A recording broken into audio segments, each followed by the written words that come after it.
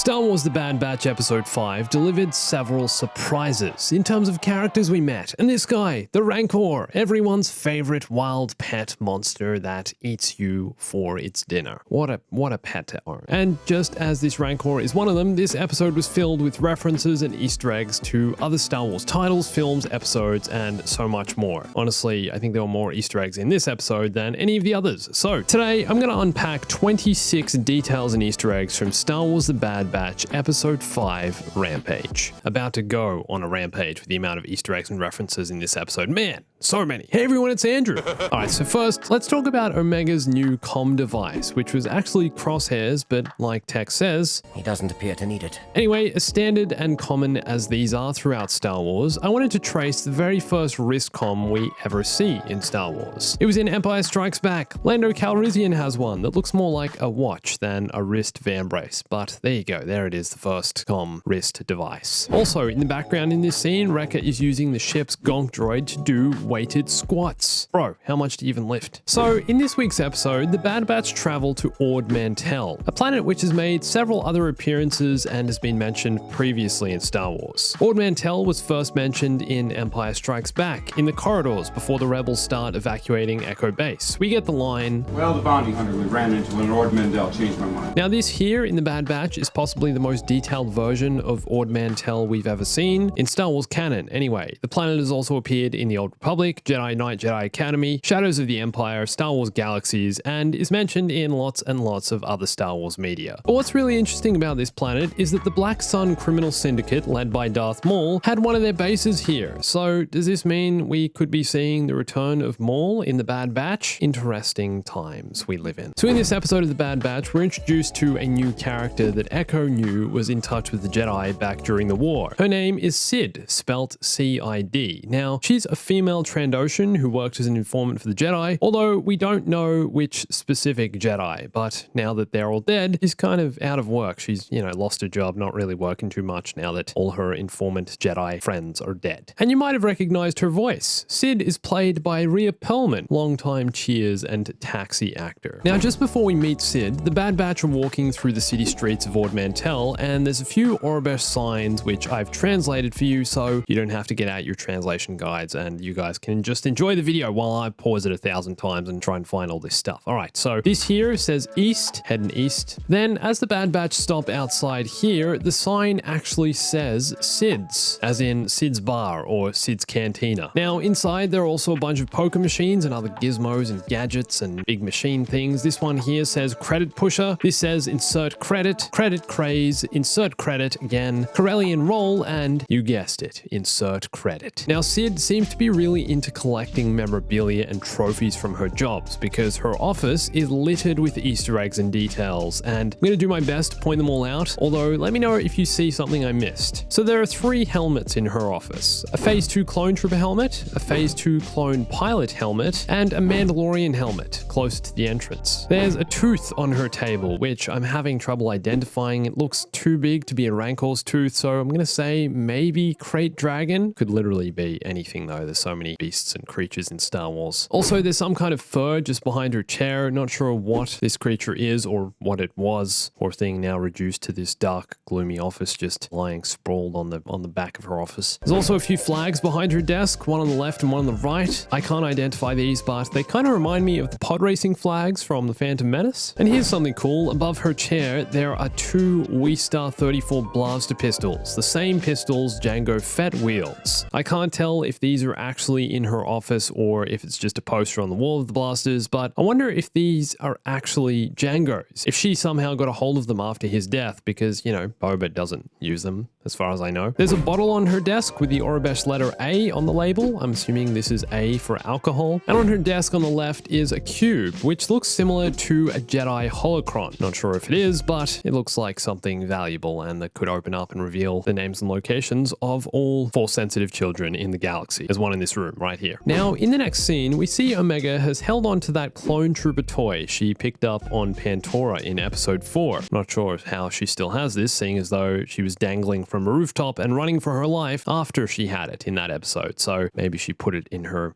inventory or something. Or either Echo or Hunter brought it for her from the store. And later in the episode, she paints it to match the Bad Batch's armor decals and colors with the red and black. Cute, right? Alright, so Sid sends the Bad Batch out to rescue Muchi from the slave trade, although doesn't tell the Bad Batch that Muchi is in fact a young Rancor. Okay, so this episode is about chasing down a Rancor, which we see can actually be a loyal pet. They humanize the Rancor, and at the end of the episode, Bib Fortuna from Jabba's palace, dude with the long fingernails,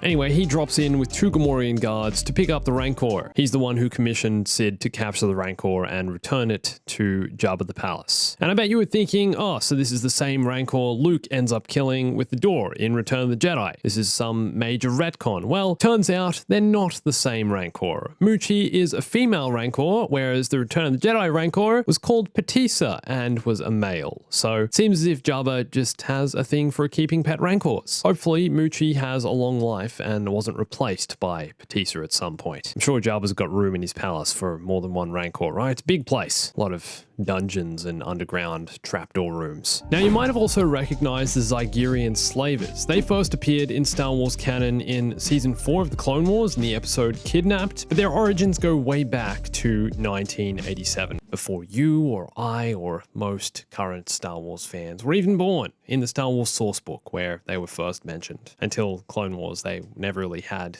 any action though. And that flying creature we see them with, the one that ends up fighting the Rancor, that's called a Brezzack, otherwise known as a Zigerian gliding lizard. And this first appeared in the Clone Wars episode Slaves of the Republic, all about the Zigerians. The Bad Batch also end up rescuing a few other prisoners from the Zigerians, including the kid they originally thought was Muchi, and they are of the Fallen species, which is another hint at the Black Sun criminal syndicate being included in the Bad Batch. The Black Sun was run by several Fallen nobles, including Zaiton Moj. Anyway, the Fallen first appeared in Shadows of the Empire way back, long time ago. As the Bad Batch is scouting the Zigerian operation, Wrecker name drops a planet. He says, "Simple smash and grab like that time on Kuat." Kuat is a shipbuilding planet which created lots of the vehicles for the Republic and the Empire, and you've probably heard it mentioned before during the Clone Wars, during other times, other Star Wars, very common. Now, I have a question. Do all speeder bikes in Star Wars sound the same? Because these two have the same sound as those used by the Empire on Endor, the classic speeder bike sound effect, and we heard this sound in the last episode of the Bad Batch as well. Over there! To more of them!